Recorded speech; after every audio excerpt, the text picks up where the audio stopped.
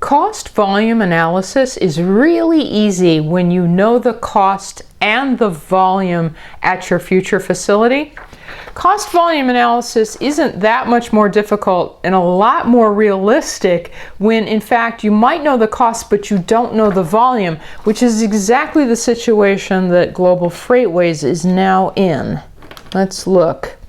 Global wishes to retract the statement, this was in the scenario before, that it will relocate a total of 30 aircraft. That was the volume that was suggested in the previous scenario during the next hurricane season.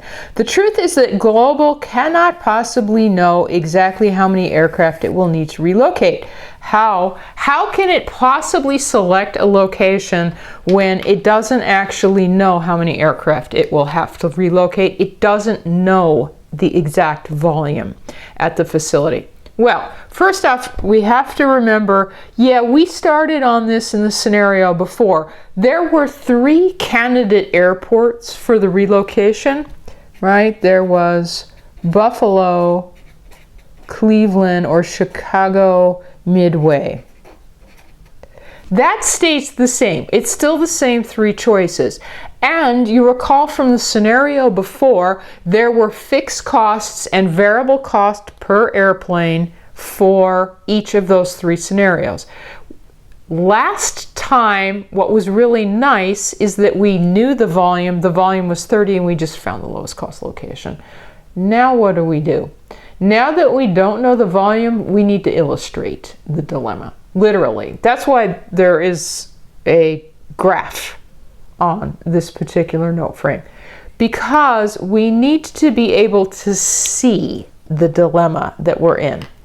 Now, think for instance the Buffalo Niagara International Airport. From the previous scenario, I'm just drawing back facts from the previous scenario. We're not determining anything. Okay, facts from the last time we were doing this.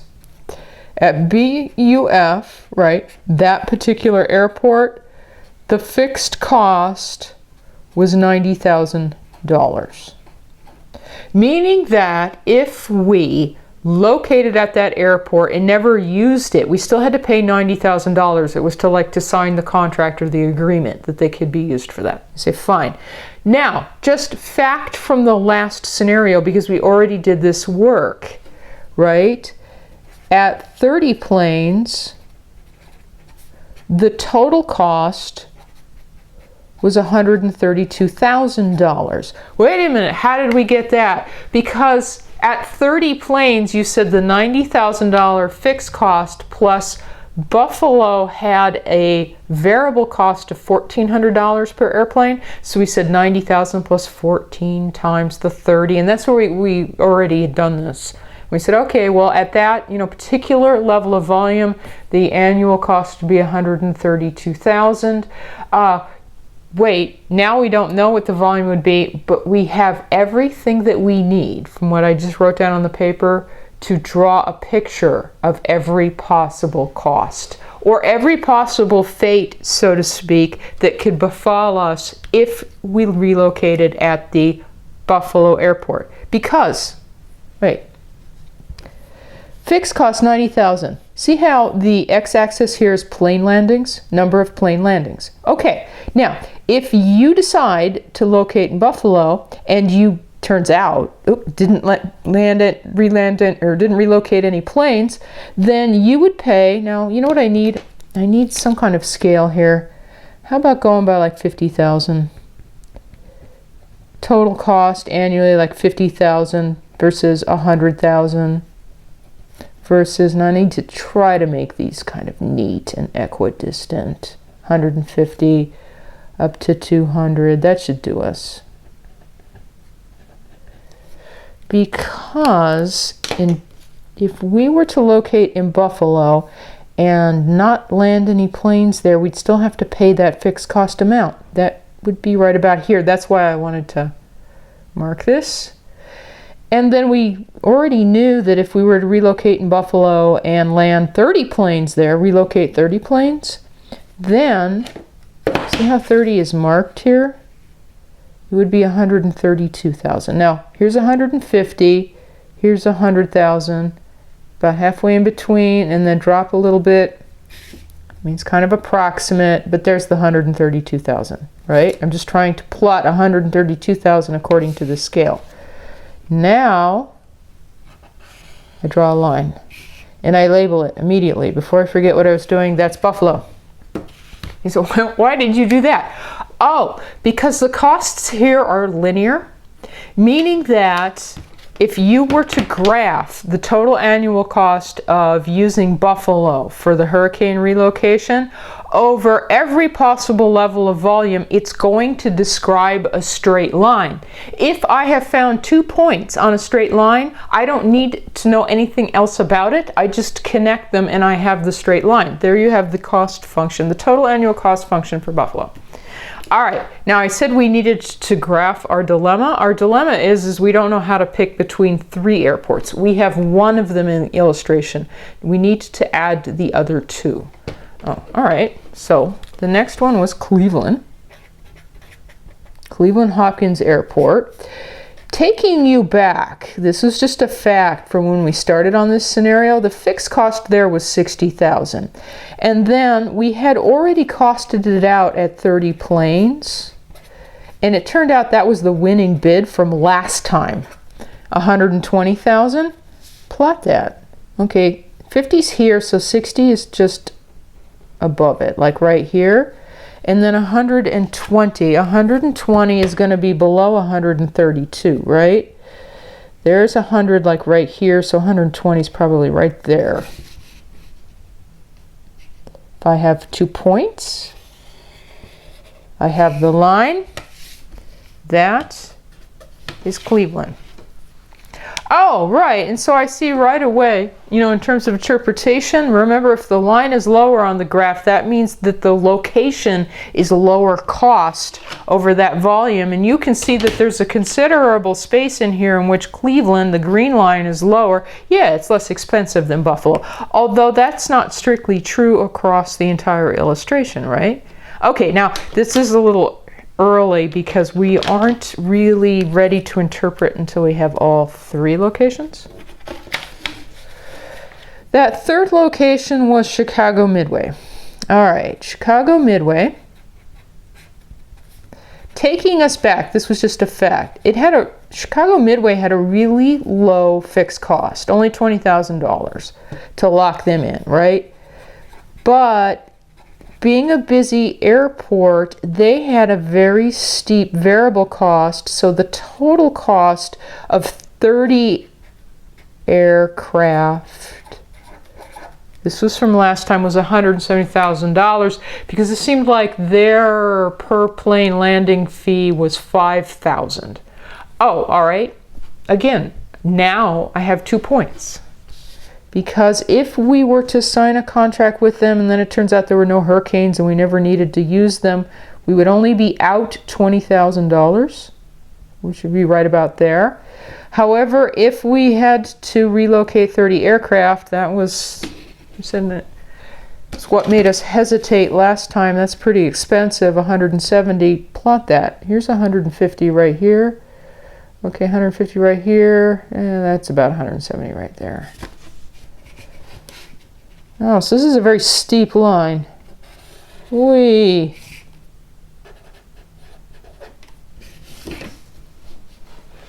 Okay, now, the only thing Global Freightways is trying to do is just pick one of these airports. Now, how is this helpful? Because now that all the candidates are on the graph, we want to go back to it. I'm noticing that there is a range right in here over which, even with their absurd landing fees, Chicago Midway is the least expensive. See, it's the lowest line. It's the least expensive. Meaning that if you anticipated your volume to be in this range, you definitely want to be at Chicago Midway. And the reason is because the fixed cost is really, really low. Now, at a certain point, notice that we stop preferring Chicago Midway. I'm just looking for the lowest line. Yeah, at a certain point, Chicago Midway loses out to, who's the green line? Cleveland. Loses out to Cleveland. Cleveland's the lowest line, meaning that that's where you'd want to be. You'd want to be in Cleveland if that was the number of planes you were landing, if that was the volume. But even Cleveland isn't champion forever. But definitely right in through here. Yeah, including the 30 landings from last time we did. We had, if the scenario before, we declared Cleveland the winner, and sure enough, right at 30, it is the winner. The problem is that if the number of landings is high enough, notice that finally, even though there is that absurdly large upfront fixed cost, the low landing fee at Buffalo suddenly makes it attractive. It's the lowest cost of the three of them. Oh, so what we see here is ranges over which particular airports would be the best location. Now, to help global freightways in their decision making, there's really only one more thing here to do. There's sort of like one more step, and that's to find the so-called points of indifference. You can see them. This is a point of indifference, and this is a point of indifference. And you say, what's a point of indifference? Okay, first off, you can see what I circled. Points of indifference, why do you care? Those are the tipping points where you would stop preferring one place and suddenly start preferring another place. So we really wish we knew what that number was. When do we stop preferring Chicago? When is there enough landings that Cleveland starts looking good, right? And then finally, what is this point right here where there's enough landings, even more, where Cleveland is less attractive, Buffalo becomes the low-cost one. Now, we call this the tipping point, where you change your mind, a point of indifference. Point of indifference. We don't call it the tipping point because point of indifference reminds us how we actually find that number. Point of indifference between Midway and Cleveland. Let's say I'm working on that point right there. I want to know, where is that point right there, right? Well, what is that point right there? That is the point at which the cost of being in Midway at the cost of being at Cleveland Hopkins is exactly the same, because they're sharing. They cross, they're sharing a point. If it's any more than that, you want to be in Cleveland. If it's any less than that, you want to be in Midway. But right at that point, you're indifferent because the cost is the same. That's explaining how to find it. Because how do you calculate the cost of being at Chicago Midway? You say, well, you take the $20,000 in fixed costs, right, and you add the absurdly large landing fee per plane, $5,000. Of course, you don't know the number of planes, right, so that's an X. This is just algebra. But you do know that right here, that whole result is the same thing as the cost of being in Cleveland, which is calculated by taking $60,000 and multiplying it by their per plane landing fee is $2,000 times the same mysterious number. Oh, well, now that we just need to do a little algebraic reduction. What is that? That means that it's 40,000 equals 3,000x, or x equals 13,300, or 13.3333. Or 13 1/3. And you think, okay, what? I just solved for x right here. It's referring to this. This point right here, the tipping point, is at 13 1/3. Meaning that if you landed 13 planes, right, to one side of it, you definitely want to be at Chicago Midway because that would have been the cheapest. If you land 14 planes, because we can only land an integer number of planes, right, a round number. 14 planes, you're on the other side of that tipping point. You really wish you were at Cleveland because that one would be the least expensive. Oh, all right. Now, wait, there's another one to find here. That's that one. right? What about between Cleveland and Buffalo? This one, Cleveland and Buffalo. You say, well, if you're at Cleveland, you're paying $60,000 in fixed cost plus $2,000 for each landing. What number of landings would that whole result be the same thing as the bill that you paid in Buffalo, which is $90,000 in the fixed cost, but only $1,400 was their variable cost? Oh, all right, so this is the same thing as 600x equals 30,000, right? Which is, oh, that one at least comes out neatly, 50. X equals 50. What's that mean? Means that's not a question mark anymore. This is a 50 right here. Right at 50. 50 relocations. The cost in Cleveland is exactly the same as the cost in Buffalo. You really don't care whether you're either place. Okay, 49, you wish you're in Cleveland. That would be less expensive. 51, you wish you'd be in Buffalo because that would be less expensive. Now we can actually write some recommendations. Notice we still don't know, and we won't know. They don't know how many landings there'll be.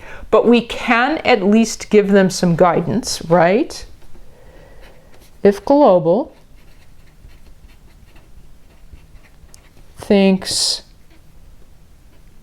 it will relocate 13 or fewer, being planes, then Midway. Definitely. For small numbers of planes, what we found out was the 13. You definitely want to be at Midway. If they think more than 50,